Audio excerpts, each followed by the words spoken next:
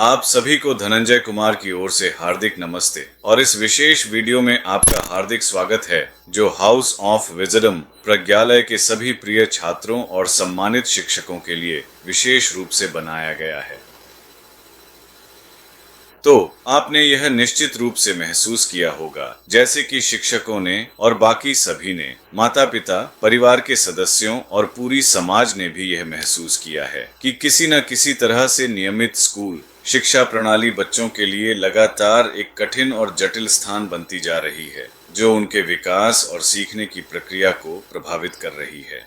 मैं ऐसा क्यों कह रहा हूँ, इसका कारण यह है कि मूल्यांकन प्रणाली, ग्रेडिंग प्रणाली, चाहे वह संख्यात्मक ग्रेडिंग हो या वर्णमाला के आधार पर ग्रेडिंग हो, A, B, C, D या 100%, 80%, 90%, 77, ये सब न केवल छात्रों के बीच बल्कि उनके परिवारों में भी तनाव और दबाव लाते हैं, क्योंकि हर बच्चे में एक अनूठी और विशेष क्षमता होती है। वे सभी समाज के बुद्धिमान, रचनात्मक और कल्पनाशील सदस्य बन सकते हैं, लेकिन शिक्षा की प्रक्रिया में साल दर साल और कभी कभी एक ही साल में कई बार उन्हें ग्रेड दिया जाता है। तुम अच्छे हो, तुम इतने अच्छे नहीं हो, तुम बुरे हो, और उनकी तुलना अन्य बच्चों से की जाती है।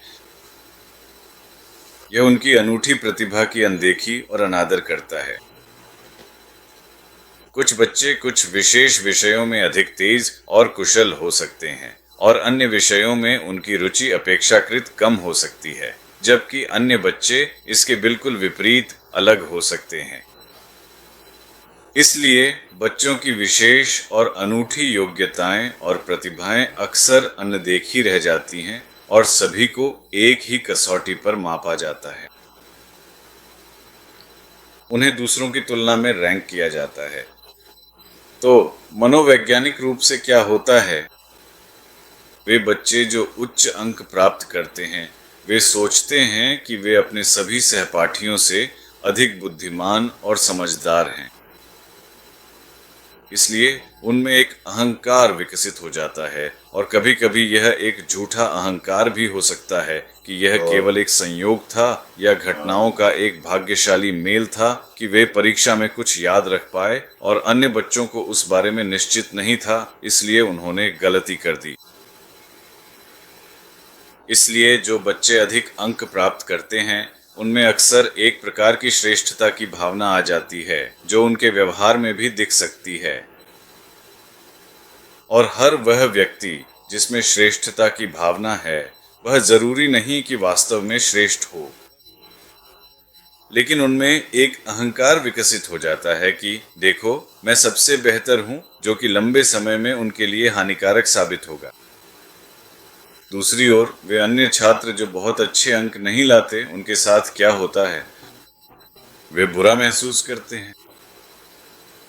वे मानसिक रूप से परेशान हो जाते हैं कि मैं अच्छा नहीं हूँ, मैं इस कक्षा में रहने के लायक नहीं हूँ। देखो इतने सारे छात्रों के मुझसे बेहतर अंक आए हैं। इस तरह वे अनावश्यक रूप से हीन भावना विकसित कर लेते हैं। हो सकता है वे बहुत होशियार और बुद्धिमान हों, लेकिन परीक्षा और अंक देने की प्रणाली उनकी विशिष्टता को नहीं पहचानती। ये एक फैक्ट्री असेंबली ऑपरेशन जैसा है। हर किसी को एक ही सांचे में ढाला जाता है और सबको उसी पैटर्न में फिट होना पड़ता है, जो कि कहीं ना कहीं अनुचित है। और न केवल मैंने बल्कि कई विद्वानों ने भी यही बात कही है। और कई अध्ययन, शोध, मनोवैज्ञानिक अध्ययन हुए हैं जो यह सुझाव देते हैं कि इस तरह छात्रों को अंक देने और ग्रेडिंग करना लंबे समय में उनके लिए हानिकारक हो सकता है।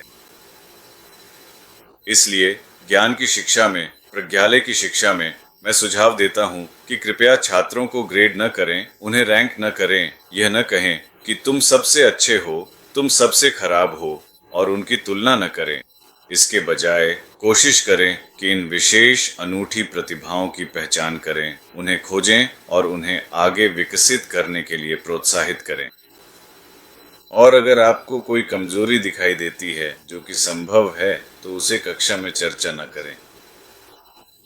आप छात्र को सुझाव दे सकते हैं या यहाँ तक कि सुझाव भी न दें, बल्कि ऐसे कदम उठाएं जिनसे उन कमजोरियों को सुधारा जा सके, या फिर उन्हें यह समझने में मदद करें कि वे अपनी कमजोरियों को कैसे समझें और उसे एक ताकत में कैसे बदलें। उदाहरण के लिए बच्चे अलग अलग तरीकों से सीखते हैं। कुछ बच्चे दृश्य शिक्षार्थी होते हैं, इसलिए वे वही चीजें जल्दी सीखते हैं जो वे वास्तव में होते हुए देखते हैं। तो उनके लिए एक विस्तृत प्रदर्शन करना, एक प्रायोगिक गतिविधि आयोजित करना, या बोर्ड पर स्पष्ट चित्र बनाना, या उन्हें विभिन्न प्रकार के संबंधित चित्र दिखाना, यह सब उनके सीखने की प्रक्रिया के लिए बहुत ही प्रभावी और सहायक हो सकता है। कुछ अन्य बच्चे श्रवण शिक्षार्थी होते हैं, यानी वे सुनकर, सारी बातें समझकर और ग्रहण करके सीखते हैं। यहाँ तक कि अगर उनकी आंखें बंद हैं या वे कहीं और देख रहे हैं लेकिन वे ध्यान दे रहे हैं, तो आपको इसे समझना चाहिए। आप देखेंगे कि यह छात्र अपनी आंखें थोड़ा सा इधर उधर कर सकता है, लेकिन यह मत सोचिए कि वह ध्यान नहीं दे रहा है। अगर वह सुन रहा है तो आप उसे बीच में जगा सकते हैं और आपको पता चल जाएगा जब आप बात करते हुए कोई सवाल पूछेंगे। बीच में आप रुकें और सवाल पूछें। आपको यह जानकर हैरानी हो सकती है कि जिसे आप समझ रहे थे कि वह आपको नहीं देख रहा, उसने समझा नहीं है। आपको यह जानकर भी हैरानी हो सकती है कि वास्तव में वह आपको सही उत्तर दे सकता है। कुछ छात्र करने वाले होते हैं। वे केवल देखकर सीखने में उतने उत्सुक नहीं होते। यह पर्याप्त नहीं है, या सुनना वह भी पर्याप्त नहीं है, वे कुछ करना चाहते हैं। ऐसे छात्रों के लिए आप कुछ प्रोजेक्ट्स या असाइनमेंट्स बना सकते हैं, जैसे कि ठीक है, मैं आपको ये सामग्री या पहेलियां देता हूँ, क्या आप इन्हें जोड़ सकते हैं ताकि वे दुनिया का नक्शा या सौरमंडल जान सकें, या उन्हें कुछ बनाने के लिए कहें, जैसे बिल्डिंग ब्लॉक्स। आजकल बाजार में बहुत सारे खिलौने और खेल उपलब्ध हैं, तो उनमें से कुछ उपलब्ध कराएं।